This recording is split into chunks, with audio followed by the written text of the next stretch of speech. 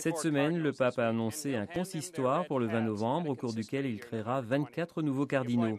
C'est le thème de la chronique vaticane du jour. Je suis John Tevis, rédacteur en chef du Catholic News Service à Rome. Et moi, je suis Cindy Wooden, correspondante du CNS à Rome. 20 des nouveaux cardinaux ont moins de 80 ans et donc ce sont eux qui auront le droit de vote lors d'un éventuel conclave.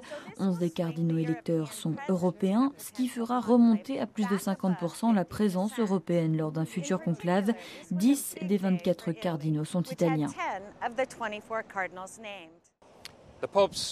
La liste des nouveaux cardinaux a beaucoup d'importance aussi pour les catholiques américains, car y figure Monseigneur Raymond Burke, chef de la signature apostolique, le tribunal suprême du Saint-Siège. Celui-ci s'était jadis exprimé clairement sur des questions morales et politiques, comme l'avortement et le mariage homosexuel. Il n'a que 62 ans et aura un rôle important au sein du Collège des cardinaux pendant de longues années. L'archevêque Donald de Vuerle de Washington est l'autre Américain qui figure dans la liste des cardinaux. Beaucoup, par contre, s'étaient dit certains de la nomination de l'archevêque Timothy Dolan de New York, mais son prédécesseur, le cardinal Edward Reagan, n'a pas encore atteint les 80 ans. Et une tradition au Vatican veut qu'il n'y ait pas de cardinaux électeurs du même diocèse.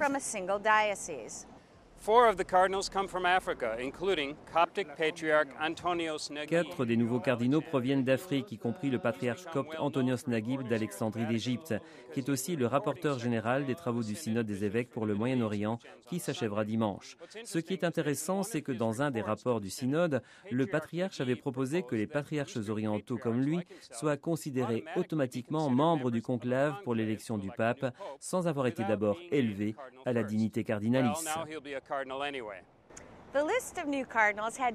Dans la liste des cardinaux figurent 10 membres de la curie romaine et 10 archevêques résidentiels. Ce qui veut dire que dans beaucoup d'endroits, surtout en Amérique latine, il leur faudra attendre un peu. Le pape a maintenu la tradition de nommer de vieux cardinaux qui n'auraient pas droit de vote dans un conclave, mais qui ont servi généreusement l'Église. C'est vrai, il y en a un, Monseigneur Helios Greccia, italien, qui pendant de longues années a été au Vatican en première ligne sur les questions de bioéthique. Et un autre, âgé de plus de 80 ans, Monseigneur Domenico Bartolucci, qui a été pendant 40 ans directeur du chœur de la Chapelle Sixtine avant de partir à la retraite en 1997. Il y a 4 ans, il avait dirigé un concert pour Benoît XVI. Maintenant, on lui donnera la barrette de cardinal. Now he'll give him a red hat. I'm John Thavis. And I'm Cindy Wooden, Catholic News Service.